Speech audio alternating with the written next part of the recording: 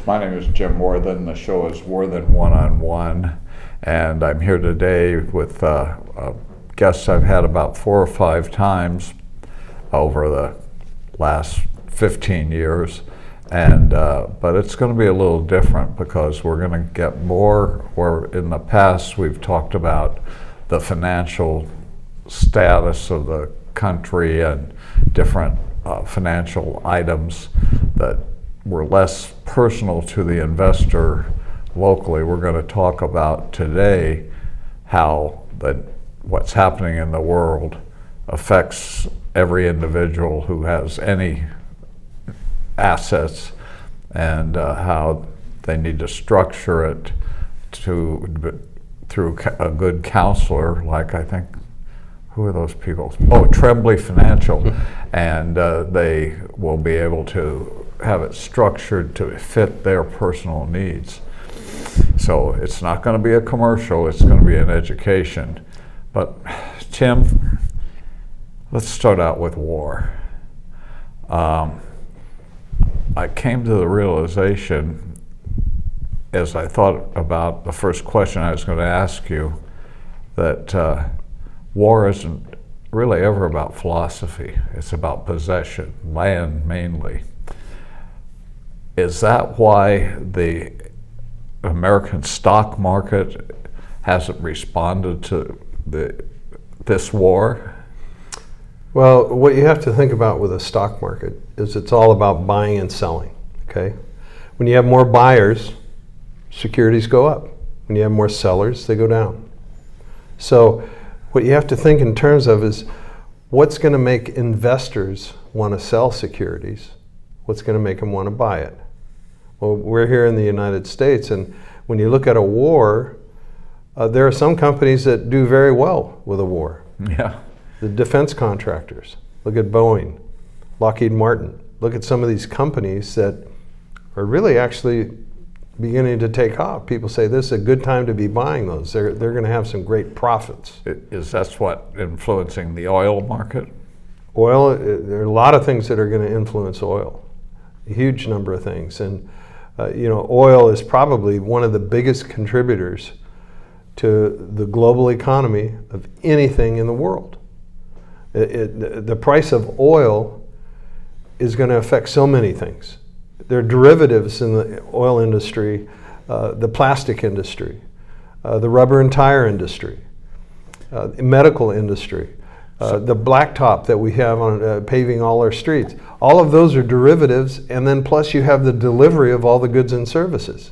So when you see the price of oil go up, it's going to affect a whole wide range of just about everything in our economy. And when I mention oil, that also includes natural gas as a... Oil and gas, yeah, absolutely. Yeah. And so we were in a position here in the United States where we were energy independent under the Trump administration. Oh, that evil orange guy.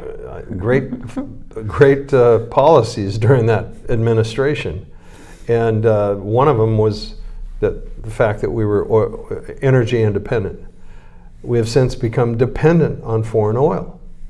And if you look at some of the companies or countries that we're wanting to do business with now, Venezuela, for example, that's not a friendly partner to be doing business with. But we're in a position now where we're looking at bringing in Venezuelan oil. Saudi Arabia is going to be more of a necessity now for the United States. And whether we want to go green or not, we still need oil and gas. And so as a dependent on foreign oil, it's going to have a big influence on our economy. During that president's administration, there was another factor, and that was that he used oil as a diplomatic tool. He embargoed Russian oil. He embargoed Iranian oil. He embargoed Venezuelan oil, who you just mentioned, who are big players now under this administration. But what he did to them was to prevent war, was to prevent in Venezuela, the crushing of their own population. And this president doesn't seem to, or this administration, I'm not sure the president understands, but this administration doesn't seem to understand that us being energy independent gives us the best weapon that keeps us from having to use military force. That's so true. And in addition to that, you look at the philosophy behind the current administration. We want to be green. We're going to go to all electric cars. You know, and you know that it sounds good. It's not practical. And you see what's taking place with our economy. Electric cars are expensive. They're getting more expensive. Inflation is a big concern. And what's the biggest contributor to inflation? It's oil and gas. And so you're seeing these electric cars are more expensive, and people aren't buying them like they had anticipated. And so that's with big government subsidies. Yeah, and it's a big concern. So, but look at what this whole push for the Green New Deal and where we want to go. We want to just be totally in a position where we don't rely on any kind of oil and gas in the future. Well, that's just not going to happen.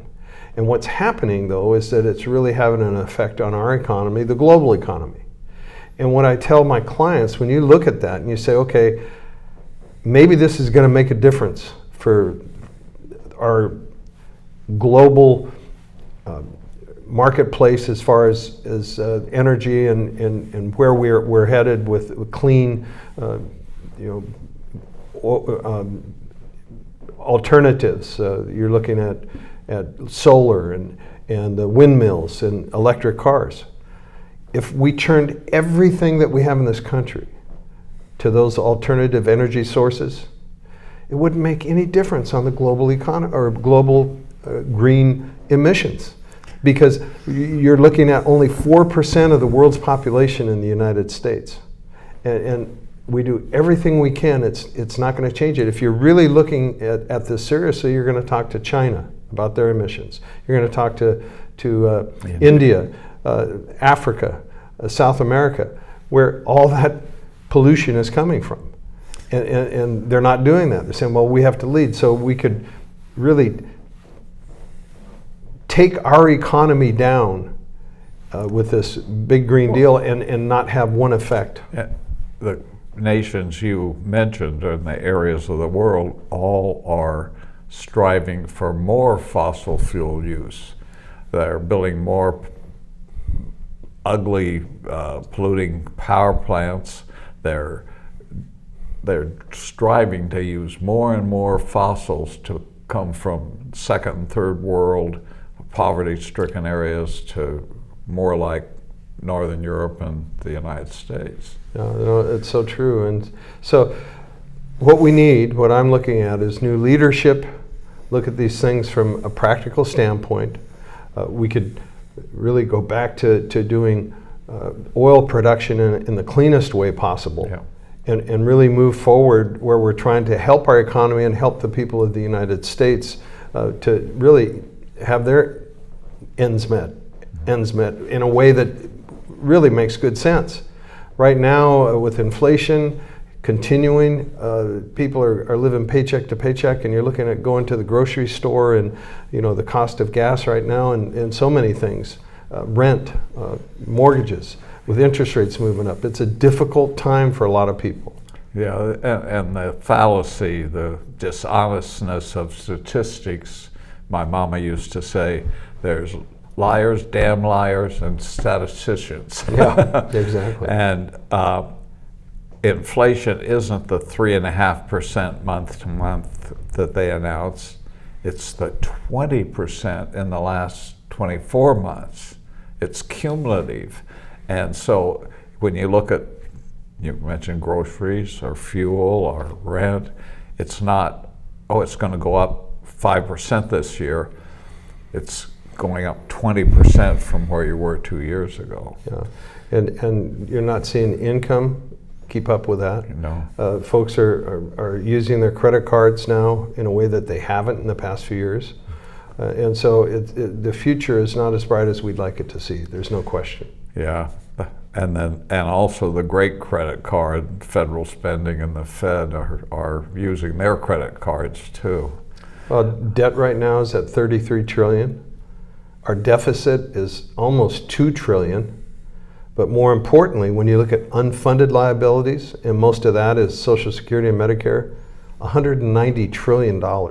Yeah. And the politicians aren't even talking about that. Well, when they analyze it, they say, well, it's not really 190 trillion because people are paying in. Yeah, that's our kids. And we can always raise. I read an analysis that the total Social Security is really 13% now. That to stabilize the ship, our kids are going to have to be paying 25 to 30% just Social Security tax to pay for us. Mm-hmm. I used to have fun at conservative political meetings saying, now, okay, you welfare recipients. And they'd look at me and I said, well, you've got a Winnebago. You've got a nice house. Who's paying for that? Well, you know, I get Social Security now. And I said, and at that time, there was an analysis that it was whatever you had paid in was taken out by you in less than 5 years. I said, so you're 5 years into unemployment? I mean, into Social Security? Now you're on welfare because my kid's paying for your Social Security. Well, you look at Social Security when it first came out. Yeah. The life expectancy was 64 for a male, and you didn't get your benefits till you're 65. That's not a bad deal. They didn't have a problem. But with life expectancies in the 80s, you retire at 62, those are a lot of years that you're going to have that Social Security. And under the current system, it's just not going to work. I mean, there's just no question. In fact, if you go to the Social Security website, they're going to tell you in 2034 things are going to change. You're either going to have to push out the eligibility age. You're going to say, well, we'll means test. If you already have plenty of money and a good income, you won't qualify. Or they'll just have to give you less money. Yeah. Well, of all those, I think naturally we should push out the age. Yeah. Because I refused to take my Social Security till I was forced to. Mm-hmm. And I think it was at 72. Yeah. And they said, you've got to take it. And okay, I took it. And then like 6 months into me taking it at 72, they sent me a $9,000 check for all that I had told them not to send me. Yeah. Of course, I returned it to them. Well, there's some charities out there that might appreciate that money. Yeah. I think it was a Mercedes-Benz. It was the charity. Yeah. These are real world problems that everybody's affected by. The studies that the people most affected by the problems in Social Security and Medicare are African Americans. They have a shorter lifespan, so they pay in more. They have more of a problem with services. They are they've been in their lifetime in lower paying jobs, so they've got whatever they call it, they're set for a lower amount of Social Security. Nobody's saying, oh, those liberals with Social Security, Franklin Roosevelt, were racists. But if you try to set it up today, you'd be accused of being a racist. Well, Social Security is going to have to change, there's no question. Yeah. But that's just part of what we're dealing with. When you look at inflation, you look at the cost of living down the road, healthcare costs, they're rising a whole lot faster than inflation. And that's going to be a big part of retirement planning for folks. That's something that really has to be addressed as well. Well, 401ks were to fill in a lot of that coming away from planned pensions in businesses. They quit doing that. I guess the auto workers are about the last that have a set pension, and government employees. But I know 2 or 3 people who had nice 401k, and they got talked to by people with a project, even people with real estate, and they were able to take their 401k and invest it, and 2 out of the 3 lost it in this new investment. Is that still possible, that people could drain their 401k for something else? Sure. There are a couple problems with 401ks. We have a documentary movie that we've been showing our clients in our community. It's called The Baby Boomer Dilemma, and it talks about the 401k, the problems that folks have with that. Most people don't understand how a 401k works. A 401k's investment opportunities are all mutual funds. It makes it easier for the employer, and they put all the responsibility on the employee to make those choices. And then what happens is they don't realize that you have a risk in the stock market. In 2000, over a 3-year period to 2003, we had the meltdown of the dot-coms, 9/11, Afghanistan, Iraq. If you had $100,000 in your 401k, 3 years later you had 51, and that's blue chip stocks. And then of course it came back up in 2008 to a little higher than where we were in 2000, fueled by collateralized mortgage obligations. We had the Great Recession. If you had 100,000 in your 401k in 2008, by the end of the year you had 40. And then it came back a bit, but here you are 10 years later. If you started in your 401k in 2000, by the end of that decade, 2010, you were down 20% in your 401k. Toward later in the show, this general market truth is going to speak to the way you counsel people, but we'll come back to that. Absolutely. I mean, but with a 401k, if you're young and you have plenty of time, then you applaud markets when they're down because you want to buy low. And you know over a 30-year period, this thing's going to correct and do very well. But if you're closer to retirement, you have to protect that principle so that you can have the income that you need through retirement. And so many folks in 2003 and 2008, they had to push out the years that they were going to retire because that 401k was now a 201k. And so that's a concern folks need to be aware of. And again, the broader market, the government regulation and government oversight is necessary, but it affects capitalism. Enron was discovered, and all the employees lost their whole retirement because they were investing in it.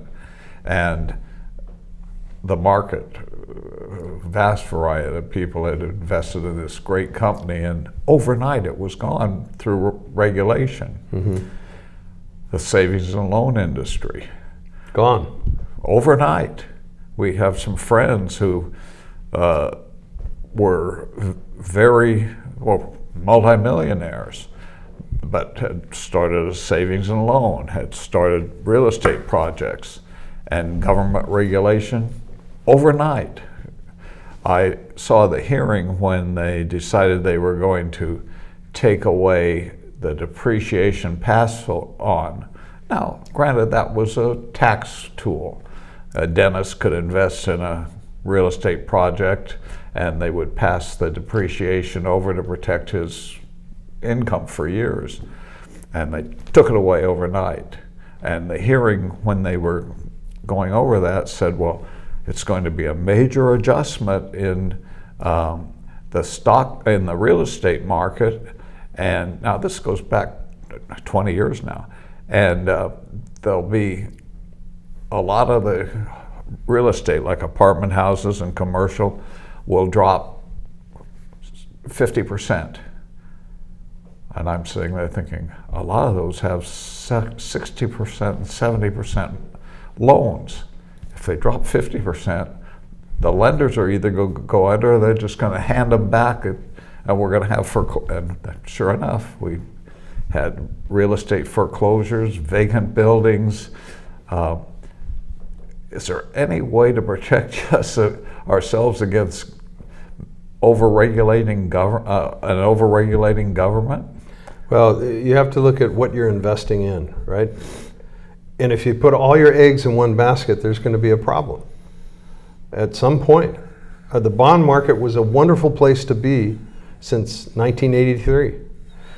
1983, the 30-year Treasury was paying 19.1%. Wow. So you had a 30-year guaranteed almost 20% return with U.S. government bonds. Since 83, we saw interest rates come down. And then we got to the pandemic. They couldn't go any lower. They went sideways at 0 point nothing. And during a time period when the bond market, when interest rates drop, the bond market rises in value. So bonds were a wonderful place to be until interest rates started moving up. And that's where we saw in Silicon Valley, a bank, the Silicon Valley Bank went bankrupt because they went out 30 years with 2% treasuries. And when rates went up, the value of those treasuries dropped dramatically.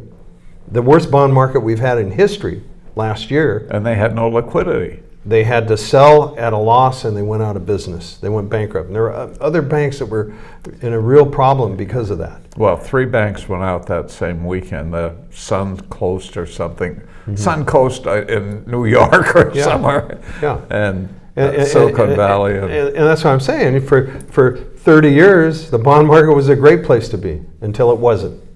And then you had tremendous risk in the bond market with U.S. government bonds. And so the rule that we stick by for our clients is diversification. And we're not just talking about diversifying stocks and bonds. We're talking about 3 different asset classes. You got to have safe money, alternatives, and stocks and bonds. We're going to come back to that. I want to continue to set the national and world stage. How about looking for growing countries, investing in India, China, and our old markets like investing in Germany and Britain? And we're talking about their stock markets more than their properties. Well, there's always opportunities, but you also have to look at the other concerns that you have, currency risk that you have, looking at other countries and other currencies. So you have to weigh the risk-reward relationship when you look at those opportunities. And now, more than ever, if you look at most of the companies that we have in the Dow Jones Industrial or in the S&P 500, they're not just invested here in the U.S. They're invested globally. Our oil industry, our high-tech industry, you look at all of the industries that we have right now, they're not just limited to the United States, they're all over the world. So you are, in essence, investing around the world as you invest in corporations. So 30 years ago when people were saying, well, I'm going to invest in the Brazilian stock market, they don't have to do that anymore. The American companies have done that. Well, that's true, and then you can if you want, but you have other risks involved if you want to go to those other stock exchanges. And so, again, we look at who our client is financially. Some are very aggressive. That's a different portfolio than someone that's about to retire, that doesn't want to lose their principal, that needs income. So you have to really look at your situation before you say what you should invest in. I got to keep pulling you back from the local investors because we're going to spend 15 or 20 minutes on it in about 10 minutes. I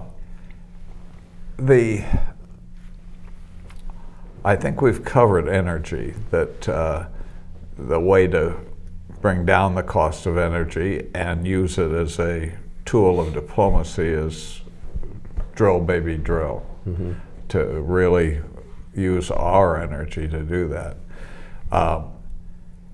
Is it true that petroleum and coal, ours in the United States is the cleanest. If not the cleanest, one of the cleanest in the world. Yeah. And you look at, we're reducing our production. They took the pipeline out from Canada, and now we need foreign oil. Venezuela is one of the dirtiest. Yeah. And so we're bringing that in. So it really has the opposite effect of what you want to do if you say, hey, you know, let's try to go clean and reduce our reliance on fossil fuel. And now we're going to fossil fuel that's really a much more of a problem to our environment than what we do here in the United States. I don't want to take pride in inventing this idea, but I want to, before we go to the specific investing plans, I want to talk about the dinosaur. The dinosaur, as you know, was here, and if you got in the way of a dinosaur, it stepped on you and crushed you if you were a human being, and but it died off. And I think that's the electric car.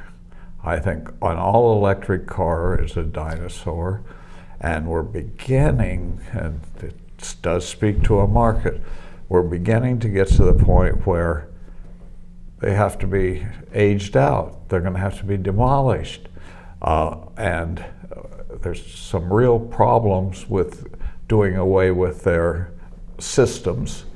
It's almost like our problem with what we're going to do with nuclear waste. Mm-hmm. What are we going to do with the waste of an electric battery? Mm-hmm. With all that we complain about where they got the slave markets, where they got the stuff to build the electric battery, but now we got to get rid of it. Mm-hmm. And you can't put it in a dump. And besides that, it's very dangerous. When they catch fire, you can't put them out. And we've had buildings burn and people injured because their car caught on fire. And are there any markets or stocks that you know of that are working on, the company specifically is working on taking care of the, whatever it would be called, not demolition, but taking care of the waste coming from electric motors and mm-hmm. electric. Well, your waste management companies are looking at that, and it's something that they're really going to have to plan for in the future. You know, I have a number of recommendations, but again, you have to wait and talk to the client to make sure that it's something that's appropriate. So new too, yeah. Yeah, so we're not making recommendations, and I'm certainly not going to do that here, you know, on the air, because there's so many things that we have to consider before making a recommendation for a client. But there are opportunities in energy that folks need to look at. And clients will bring you something they read in a journal or somewhere, and they'll ask you to analyze it. Sure, sure.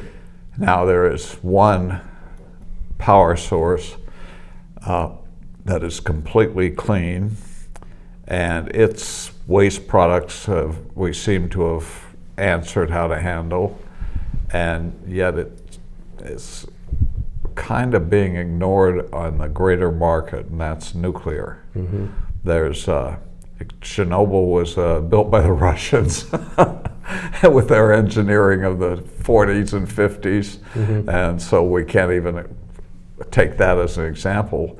Other than that, there's been a few 3 Mile Island. Yeah, 2 or 3 people who didn't take care of being ready and had worked overtime, I think, and weren't checking their. My son likes to say we have 1,000 nuclear reactors. I said, "What do you mean, Josh?" He said, "Think of our Navy. They're all nuclear. Mm-hmm. And think of our bases. Every military base is run by nuclear." Mm-hmm. And he said, if you're not hearing people dying from them, and why can't we go that way? Mm-hmm. Are there, is that the general energy market like Exxon or Shell, are they going that way, or are there companies specifically in that field of developing nuclear? You know, when you talk to some of the top analysts in the energy arena, they're saying that that should be a big part of the future is going to be nuclear energy. Yeah. It's clean, you don't have that worry, and we're going to have more ways to have that energy produced in a safer and safer way. Technology has certainly helped that. So just today I was talking to a client about what companies should we invest in that are going to show us nuclear as a big part of their future. And that's something that makes good sense. But again, it's not for everyone. You have to look at risk reward, what you're trying to accomplish, and then look at the investments that fit what you're trying to do in your time frame and so on. Yeah, my son, again, who still hasn't got his GED, he only has 140 IQ, so he doesn't know nothing. He said you could pull a retired cruiser or destroyer off the coast of Santa Barbara, and its nuclear power plant would have electricity for 30,000 people and water for the whole community, and just what it does, and with no danger. So he isn't, we're not encouraging that, but you can build those on shore. Yes. And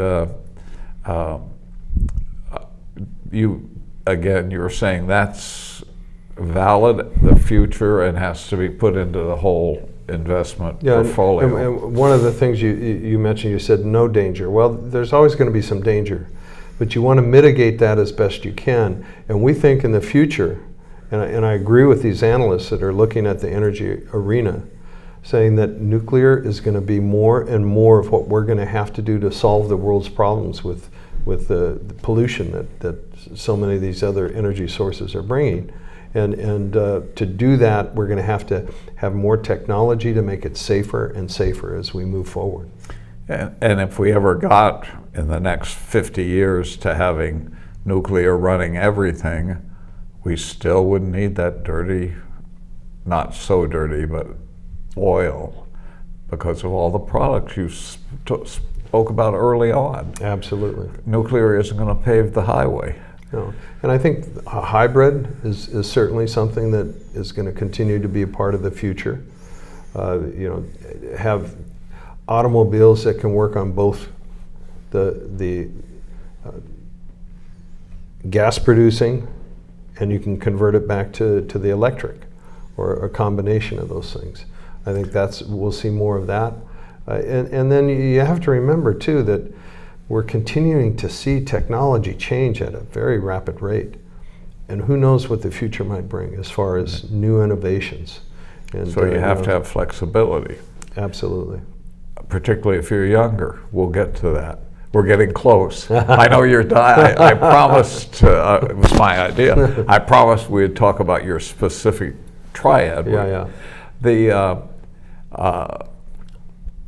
How about natural gas for our automobiles and trucks? Natural gas, and what's the other gas fuel that can drive them? I've gone blank, but is that going to be a growing segment, or is it just sort of a fill-in for some companies now? We'll have to see. I think that it still remains to be seen if that's going to be viable. There's still some concerns with natural gas, whether or not that would really work as far as transportation and so on. But remember that this country and this world is going to continue to be moving forward with more and more innovations. And that includes fossil fuels. And I think we're going to see more innovations that are going to make fossil fuels a cleaner burning kind of fuel for us. And that's what my hope is. Now, lastly, before we get to the triad, as Greg Gutfeld's a big fan of mine, and he always throws at his people he's talking to. As you said in the green room, Tim, no, you're not going to be able to drive your car in 5 years. What about getting to self-driving vehicles where you aren't driving. In fact, they'll take away your steering wheel. Well, you know, self-driving, I think we have a ways to go. We've seen some concerns with those, right? There's something to be said for having a conscious human being behind the wheel. I think having some of the safety precautions that can come with the automobile is great. But to just say, okay, I'm going to jump in the car and it'll take me wherever I want to go, and I don't have to pay attention, we're not there yet. You know, and that certainly could change with technology. We could come to a point where self-drivers could actually be safer modes of transportation, but we're not there yet. Well, in one area, I think we're very close, and there's a social benefit, and that's self-driving big diesel trucks, because except for pulling into the loading dock and being in line to unload or go through city streets, you know, they can drive across the country, and there'll be a human being in there because they're going to be needed once they get off the freeways. And it'll answer a lot of social problems because they'll be able to, they don't have to stop and rest every 12 hours. All our truck transportation will move so much quicker. And people don't realize we need that. We have a real shortage in our transportation system. And I'll tell you what, Jim, we're going to see a lot of changes, not only there in transportation, but with artificial intelligence. I've been to some of my most recent conferences with our broker-dealer, and they think that's one of the biggest changes in our business is artificial intelligence. But you didn't fire any of your staff when you came back. But you know, you're going to see fast food with robots. You know, you got a robot in there. You don't have to worry about healthcare. You don't have to worry about a benefits package or a vacation. You don't have to worry about taking, you know, their breaks, what have you. There is going to be a lot to be said for, you know, the artificial intelligence when you're looking at some of these tasks that they're actually going to be in a position, they believe, in the not too distant future, to do a better job than we can do, and do it a whole lot more efficiently and cheaper. So things are changing, and you know, we have to be ready for that. It was my idea, because you've been kind enough to buy me a free meal, almost once a year to one of your seminars, when you know I don't have a penny, or as my sainted father would say, a pea to pee in, a pea to pot in. And but I have brought you clients, and so you have a system called the Triad, and I want you to take us through the 35-year-old techie making $150,000 a year building up an estate, and the 75-year-old let's make it 70-year-old who is still working but knows he's going to retire in the next 5 years or so. Counsel each one. You know, it's a asset allocation program that we refer to as the Triad at Tremblay Financial, and there are a number of other financial services groups that have adopted this approach. And what it amounts to are 3 different asset classes in your portfolio. And we think it's so important, regardless of where you are on your journey toward retirement, to have those different asset classes. Now, as you're younger, you're going to be more aggressive. You'll have more of that portfolio in the stock and bond market. You'll have less in the safe money, and you'll have less in the alternatives. What's safe money? Safe money would be investments where you can actually use the word safe. The money, you don't ever have to worry about losing a dime. And that could be a CD, it could be a treasury, a US government bond, a laddered portfolio. It could be an insurance program, some guaranteed programs through life insurance. Or it could be an annuity, a fixed indexed or fixed annuity, where your money is guaranteed. And so So having you that- have stocks, fairly liquid, and then these safe. So what's the triad? What's this over here? The other one is alternatives, non-correlated investments. It could be investments in real estate. It could be a business development corporation of a portfolio of bonds or loans from mid-cap to large-cap companies that has a diversified portfolio that's paying a regular income that can be very attractive for an investor. It could be an equipment leasing program. It could be a preferred stock that's not traded, that's paying a nice dividend, and you've got great assets protecting it. But the key with the non-correlated or the alternative, as the name indicates, it's not correlated to the stock market. So as the stock market moves up and down with buyers and sellers, the non-correlated portion is not traded. You don't have to worry about the stock market with those investments. And not affected by the Fed changing an interest rate. Not affected by those things. Now, depending on the non-correlated, there could be other risks. You could have non-correlated with guarantees. You could have non-correlated that don't have guarantees, that pay a higher return. So again, even looking at the non-correlated, you have to choose investments that really fit who your client is financially. And then using those three different asset classes, for example, during the Great Recession, we saw the market drop 60% with blue chip stocks, 2008. NASDAQ was much more dramatic. The real estate environment, that was very difficult in 2008. It was a very difficult time, the worst that we'd seen since the Great Depression. The safe money never changed value during that downturn. It continued to perform just as we had told our clients it would. So that was safe. Define that again. Safe money. You can use the word safe. And during that downturn, a fixed indexed annuity did not lose a dime during that downturn. Continued to perform. In fact, over that 10-year period, if you looked at the fixed indexed, call option driven investment, it was the best performing asset during that 10-year period of any that we had, because you didn't have you could only go sideways or up, never down. Never had to make up losses. Okay, and then the non-correlated, they're not in the stock market. So as the market dropped, you didn't see a drop with the non-correlated, the alternatives. And when the market did drop, you know, that portion of your portfolio, if you're dollar cost averaging, that was actually a good thing, because you're buying more on a regular basis as the value's down. So that triad asset allocation during difficult times has really been a nice tool for us. Cost averaging, everybody should understand that, but it means buying stocks at a certain pace down and up.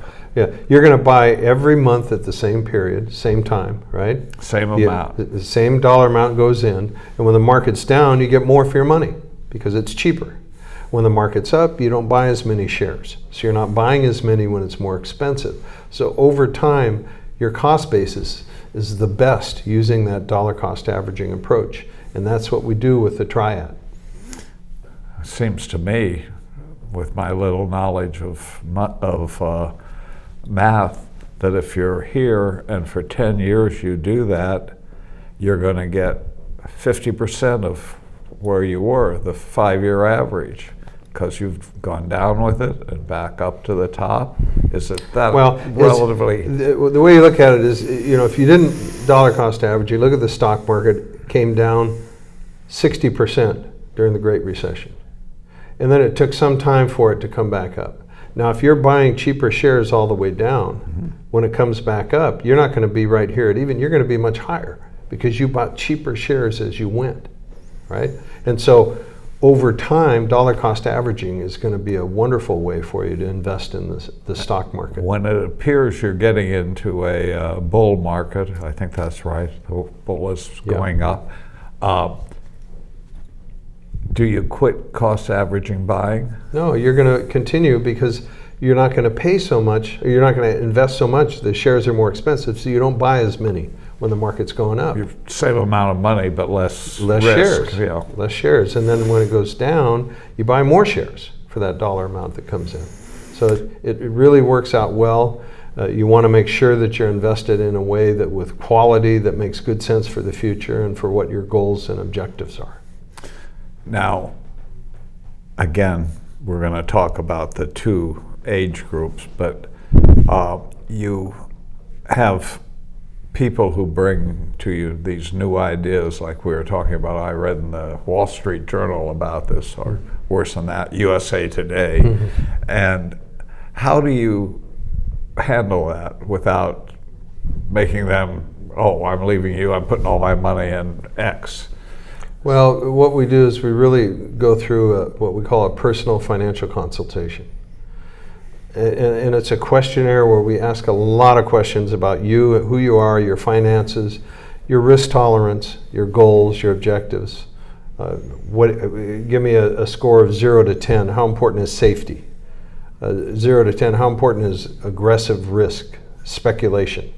So with all these questions, as we go through this, we really put together a good picture of who you are financially. And then with that, we can make recommendations that really fit your goals, objectives, and what you're trying to accomplish. An investment that's great for one could be totally inappropriate for another. Do you get involved in, me and my wife are here, we want to plan, we've got this great son, we want to make sure he's taking, and then we've got that bastard who's doing a lot of drugs. Do you get involved in that kind of thing, or do you say, see your attorney and come back? No, that's a very important part of planning. And we will incorporate an attorney. They could have their own attorney, but it's really important that you have a living trust. Oh. And that trust will then say where the assets go, and depending on who has the need or what have you, each family is going to have different dynamics. And it's so important to have a trust. If you don't have a trust, and you get hit by a truck, and your probate attorneys goes to probate. Your estate is held up in probate. You got to pay probate fees, and then the attorney is going to be making decisions. And what happens now is that probate goes on the internet, and so all your information becomes public. And so folks can come in there and gather your information, and then come to the probate attorney with a false claim against your estate. And the attorney goes, geez, I didn't know Jim had apartments in the Bahamas, and he writes a check for $25,000 that's fraud. If you have a living trust, it never goes public. It never goes to probate. And that's an even more important reason, as far as I'm concerned, to have your estate private. You don't want to have it out there where it's subject to people that do you counsel people to do that? Yes. Okay. Yes, we tell them how important it is to have that trust set and up. that takes care of all the ne'er-do-wells or the absolutely or your desire to give half your estate to the Wildlife Federation. Yeah, that's fine. And you might see, oh geez, 10 years into it that you don't like what the Wildlife Federation is doing. With a living trust, you can always adjust it. You can change it. That's right. So it's not irrevocable, it's revocable. You can really, as time goes on, change that to fit what's important to you. Does that replace because that used to be you'd tear up this will and do another one. Yeah. Does that replace a will? Yeah, you don't need a will when you have a living trust. So it's very, very important. And then look at the beneficiaries on all the investments that you have. Some retirement plans can't be in the trust, but you could have the trust as the beneficiary. Or you could have your spouse as the beneficiary and the trust as the contingent. So there are a lot of concerns that folks have in how that portfolio is set up, and we can help guide them. Yeah. And they could be the trustee, and the beneficiaries or who they name, and all the players can be moved around. Yes. Do your company ever end up as a trustee in a trust? No, we don't. We try to stay away from that. You don't want to have a conflict of interest. Do you recommend an attorney if they don't have one? We have a number of attorneys that we'll recommend. Okay. And so it's so important to have that done. In fact, more important now because of the notion that I mentioned earlier, that it goes on the internet, it goes public. Mm-hmm. And so you want to make sure that your estate and where you want that estate to go is protected. So people will look on the internet for my estate and see that it's a negative. If they it goes they to don't know about my trust. No, it'll go to probate if it's not in a trust.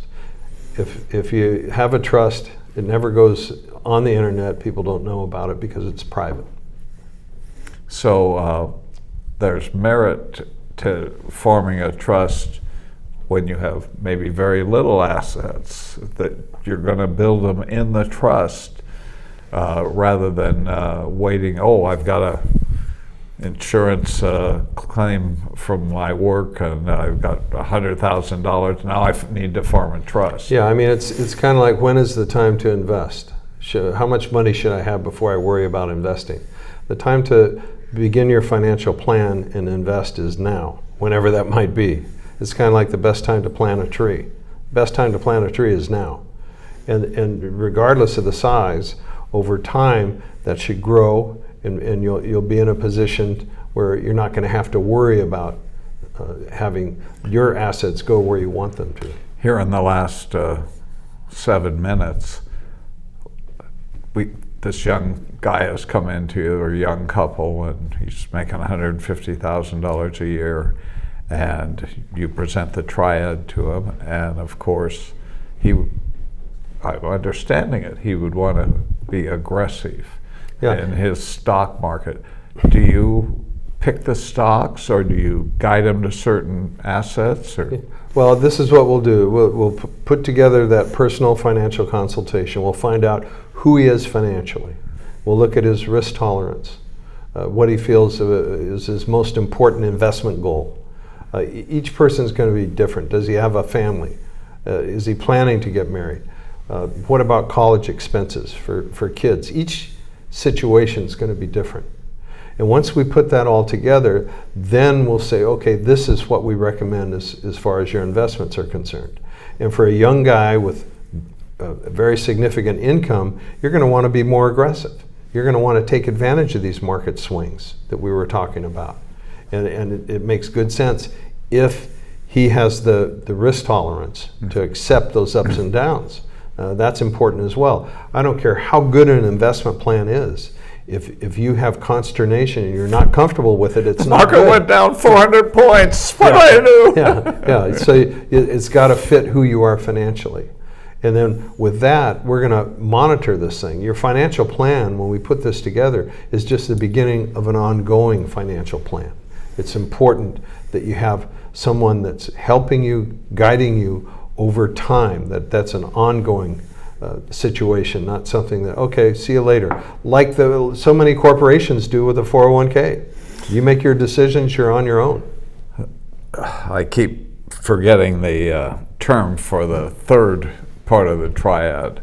You know, there's a risk, there's a safe, and the third is non-correlated or alternatives. That's why I forget it, because there's a variety. In your meetings, I have seen someone come and pitch their LLC leases of parking structures around the country. And they have a chance to give people information in case they want to invest in that. And they can put that into the non-correlated. I've seen people come with a series of apartments around the country, and a new set of apartments being built. That's only once you have an apartment.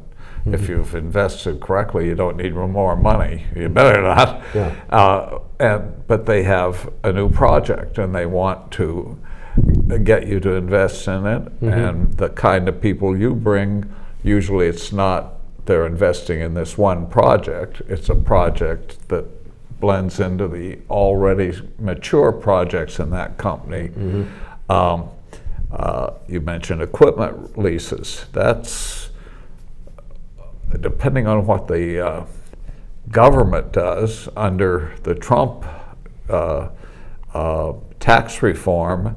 That was a real benefit because they gave, maybe you can explain, certain tax benefits to leasing equipment. Well, when you have an equipment leasing program, you depreciate the assets. One that we had was a whole program of tractor trailers, box cars, they're going to be there forever, and your cash flow as a result is tax-free. Now there'll be a recapture once those things are sold because they depreciate it down, then they sell it at a higher value.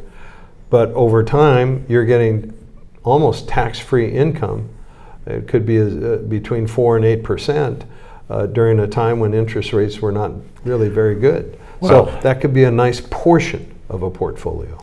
And you, through this questionnaire and counseling, help people make those choices. You don't demand that they make a certain choice. No. You're presenting it to them. We do it together. Yeah, same, and it doesn't matter. The only thing that changes with age is your prospect for the future. And you don't take care of the ne'er-do-well, and people are going to inherit their money. You recommend that they set up a trust to take care of that. Absolutely, absolutely. And do you, in the trust, say that we've had such a great relationship? My wife's name is No. Marcia, and you could, put her in for 5%. No, that's not done. Tim, we've got a little over a minute. Anything you want to say about the effect of what's happening in Israel? And it's a very difficult time. I have a number of clients that have relatives in Israel. I had a client come in today from Lebanon. It's a difficult time. We saw that with the Ukraine, and we're continuing to see that. War is a very, very difficult, sad situation for everyone involved. And our prayer is that this war ends and that the folks can go back to living their life and caring for their families and the things that are important.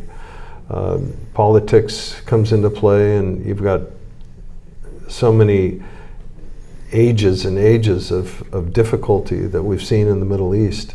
And our prayer is that thing can be rectified, and that those folks aren't going to have to go through this difficult time. But it's tough. It's tough.